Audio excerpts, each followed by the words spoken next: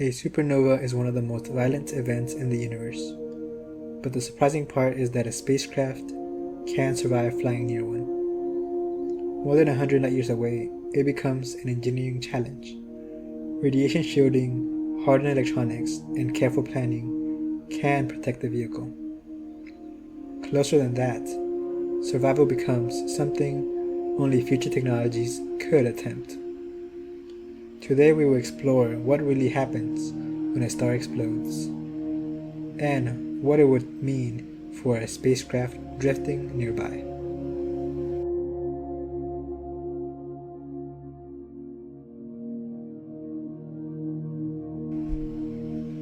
There are two main ways a star can explode. The first is the death of a massive star. When the core runs out of nuclear fuel, pressure can no longer balance gravity. The core collapses in a fraction of a second, reaching densities comparable to a nucleus. At that moment, the infalling material rebounds off the stiffened core, launching shockwave outwards.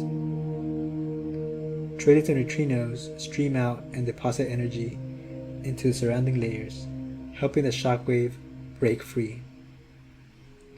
The second path is quieter until the final instant. A white dwarf slowly gains mass from a nearby companion star. When it approaches the Chandrasekhar limit, about 1.4 times the mass of the Sun, electron degeneracy pressure can no longer support the white dwarf. Carbon ignites everywhere at once. A runaway thermonuclear reaction tears the star apart in a single flash. The collapse of a massive star's core happens in milliseconds, but the light curve, the brightening and fading, lasts for months. That light is powered by radioactive decay. Nickel-56, forged in the explosion, decays into cobalt, and then into iron, releasing gamma rays that slowly leak out of the expanding debris. Meanwhile, the shockwave continues outward for thousands of years. The expanding gas cools, becomes turbulent, and eventually mixes with the interstellar medium. A supernova is a brief moment of collapse, followed by a long, slow expansion that reshapes the galaxy.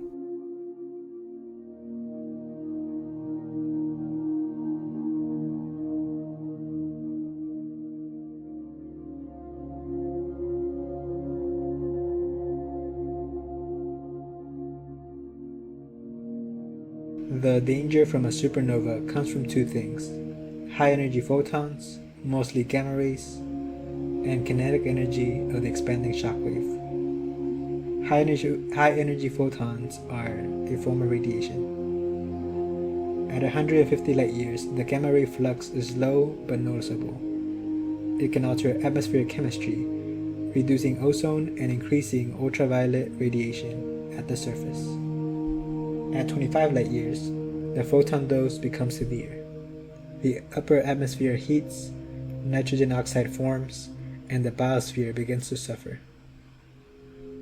And at 4 light years, the energy flux is comparable to sunlight, but delivered as radiation and high-velocity particles.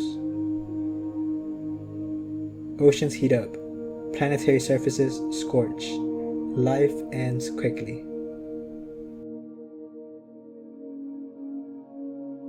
But the good news is that all known supernova candidates near Earth are more than 1,000 light years away. But what about a spacecraft? What would a supernova feel like from the perspective of a small machine drifting between the stars? At 100 light years or more, a spacecraft can survive. Radiation levels rise, but shielding around the vehicle can handle it, instead of suffering the eroding effects of radiation. Electronics can be hardened, thermal loads are manageable, the shockwave is thin and diffuse. This is within the realm of engineering. Between 50 and 100 light years, things become harder. Radiation doses spike, shielding mass grows. Electronics need extreme protection. A human crew would be at risk, but an unmanned probe could endure with enough preparation.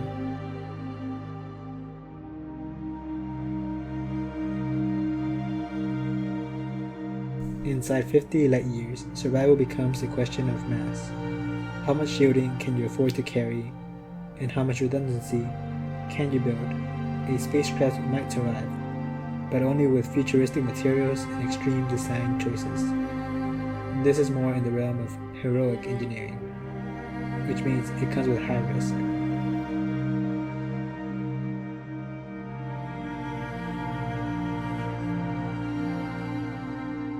Inside 10 light years, the radiation becomes overwhelming.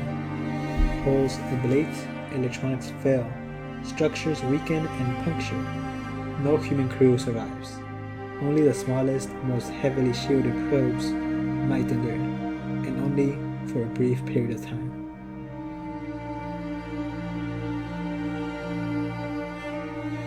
At 4 light years, the energy flux is comparable to sunlight, but concentrated in a burst of radiation and high-velocity particles. No known material survives. A spacecraft is simply too small, too fragile, and too exposed. But the quiet truth is that the galaxy is vast, supernovas are quite rare, and stars follow predictable life cycles. A future human-made interstellar probe wouldn't need to outrun explosions. It would simply choose safe corridors, the quiet paths between the dying stars, ideally with advanced navigation systems.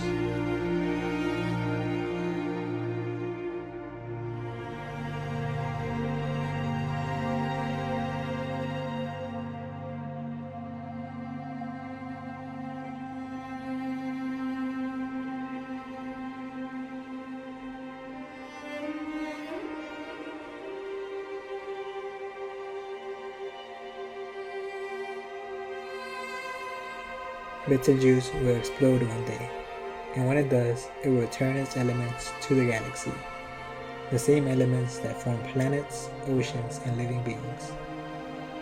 Supernovas are not just endings, they are part of the universe's way of renewing itself, keeping the cosmos vibrant and full of possibility. And in our own way, we humans do the same. We build, we explore, we create meaning, we live and die, and we pass knowledge forward. The universe grows through stars. Humanity grows through each other. And that connection between cosmic cycles and human cycles is what makes the universe feel alive.